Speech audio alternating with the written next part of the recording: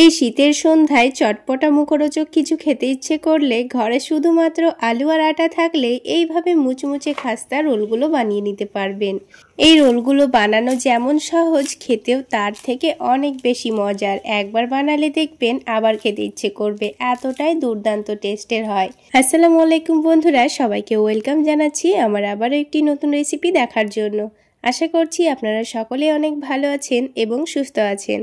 চলুন তাহলে কিভাবে রেসিপিটা তৈরি করে নিচ্ছি ঝটপট দেখে নিই। তো এই নাস্তাগুলো বানানোর জন্য সবার প্রথমে আমি এখানে 1 কাপ পরিমাণ আটা নিয়ে নিচ্ছি। আপনারা চাইলে আটার পরিবর্তে ময়দা দিয়েও বানাতে পারেন, তবে একটু হেলদিভাবে বানাতে চাইলে আটা দেওয়াই ভালো। আর আটা দিয়েও কিন্তু নাস্তাগুলো অনেকটাই মুচমুচে খাস্তা তৈরি হবে। তো এখানে আমি 2 চামচ মতো সুজি নিয়ে নিচ্ছি, আর এই সুজিটার কারণেই কিন্তু নাস্তাগুলো অনেকটাই মুচমুচে তৈরি হবে। তার সাথে স্বাদ মতো লবণ আর চিনি দিয়ে দিচ্ছি, এতে করে নাস্তার টেস্টটা আরও অনেকটাই বেড়ে যাবে। আর সামান্য পরিমাণ আজওয়াইন দিয়ে দিচ্ছি, এতে করে নাস্তার ফ্লেভারটা খুব সুন্দর আসবে।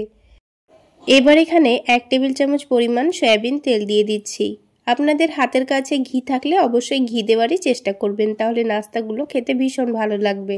তবে আমার হাতের কাছে ছিল না বলে দিইনি। তো তেল দিয়ে সব কিছু একসঙ্গে ভালোভাবে মিশিয়ে নিচ্ছি। আর এই আটার মধ্যে অতিরিক্ত তেল বা ঘি দিয়ে ময়ান দেওয়ার কোনো দরকার নেই। এমনিতেই নাস্তাগুলো একটু সময় নিয়ে ভেজে নিলেই কিন্তু খুব সুন্দর মুচমুচে তৈরি হবে, কারণ এর মধ্যে সুজি দেওয়া আছে। এবার বারে বারে অল্প অল্প করে পানি দিয়ে খুব সুন্দর করে একটা ডো মেখে নিতে হবে। এই ডোটা কিন্তু অতিরিক্ত নরম করে ফেলা যাবে না, তাই বারে বারে অল্প অল্প করে পানিটা দিয়ে ডোটা মেখে নিতে হবে। ঠিক যেইভাবে আমরা রুটি তৈরি করার জন্য আটা মেখে থাকি, সেইভাবেই ডোটা রেডি করে নিয়েছি। এবার এই ডোটাকে আমি 5 মিনিটের মতো রেস্টে রেখে দেব। তো এবার এখানে আগে থেকে দুটো মিডিয়াম সাইজের আলু ভালোভাবে সেদ্ধ করে নিয়েছি।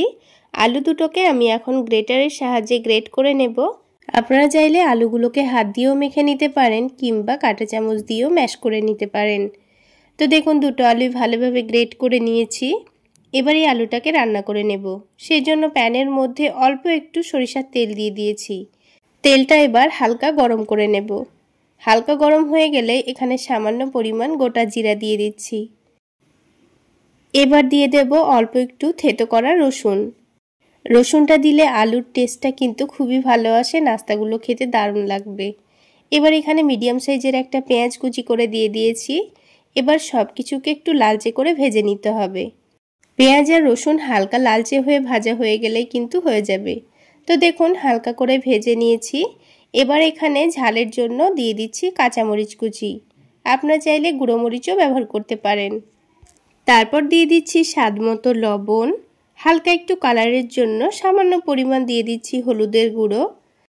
আর দিয়ে দিচ্ছি সামান্য পরিমাণ ভাজা জিরা গুঁড়ো।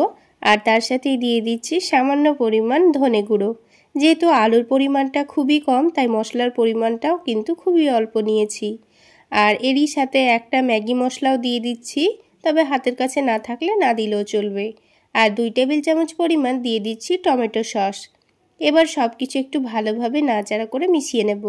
এই মশলাটাকে কিন্তু খুব বেশি ভাজার দরকার নেই, একটু মিশিয়ে নিলেই কিন্তু হয়ে যাবে। তো দেখুন, মশলাটা মিশিয়ে নেওয়া হয়ে গেছে। এবার সেদ্ধ আলুটা দিয়ে দিয়েছি। তার সাথেই দিয়ে দিচ্ছি অল্প একটু চাট মশলা, আর দিয়ে দিচ্ছি ধনেপাতা কুচি। চাট মশলা হাতের কাছে না থাকলে অল্প করে একটু লেবুর রসও ব্যবহার করতে পারেন। এবার সব কিছু একসঙ্গে আবারও ভালোভাবে মিশিয়ে নেব। তাহলেই আমাদের দুর্দান্ত টেস্টের আলুর পুর রেডি। এইভাবে আলুর পুর রেডি করে নিয়ে আপনারা চাইলে সিঙ্গারা বানিয়েও খেতে পারবেন, কিংবা আলু পরোটা কিংবা নানান ধরনের স্ন্যাক্সও বানিয়ে খেতে পারবেন। তো দেখুন, আলুর পুরটা আমাদের রেডি করা হয়ে গেছে। এবার এটাকে একটা বাটির মধ্যে নামিয়ে নিচ্ছি। আর একটু ছড়িয়ে ছড়িয়ে রাখছি, তাহলে খুব তাড়াতাড়ি ঠান্ডা হয়ে যাবে। এবার এটাকে সাইডে রেখে দিয়ে আমি আপনাদের নাস্তাগুলো তৈরি করে দেখিয়ে দিচ্ছি। তো ডোটা দেখুন, আগের থেকে আরও অনেকটাই নরম হয়ে গেছে। ডোটাকে আবারও একটু ভালোভাবে মেখে নিতে হবে, তাহলে ডোটা দেখবেন আগের থেকে অনেকটাই সফট হয়ে গেছে। তো আটা বা ময়দা মেখে নেওয়ার পর কিছুক্ষণ রেস্টে রেখে দিলে দেখবেন এটা নিজে নিজেই কিন্তু অনেকটাই সফট হয়ে যায়, আর নাস্তাগুলো তৈরি করতেও খুবই সুবিধা হবে।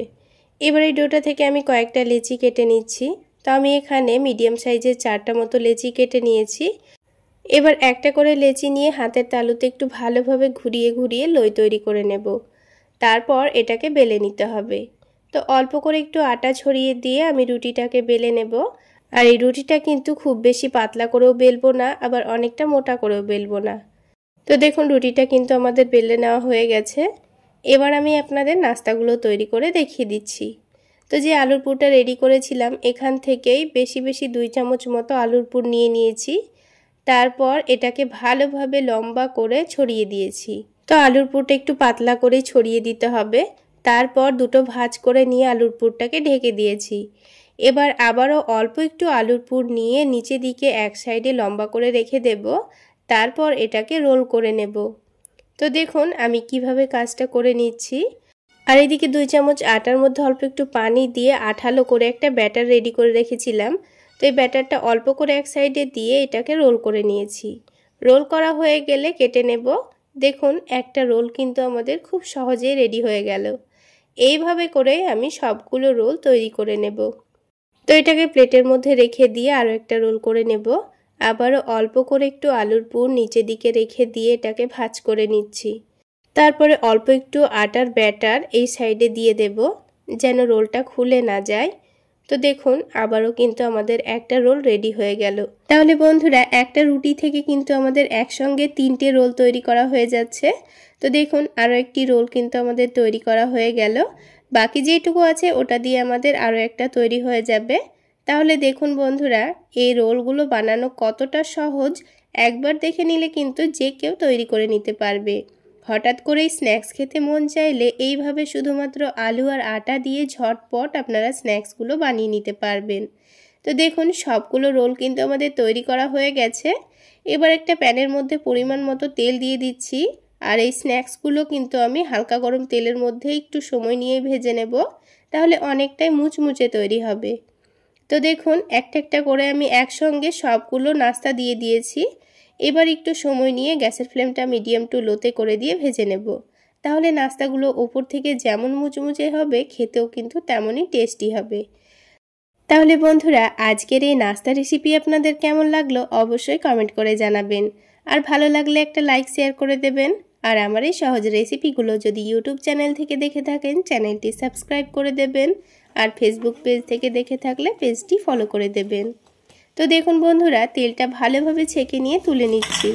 আর কত সুন্দর কালারও চলে এসছে। দেখতে যেমন লোভনীয় হয়েছে খেতেও কিন্তু দারুণ লাগে।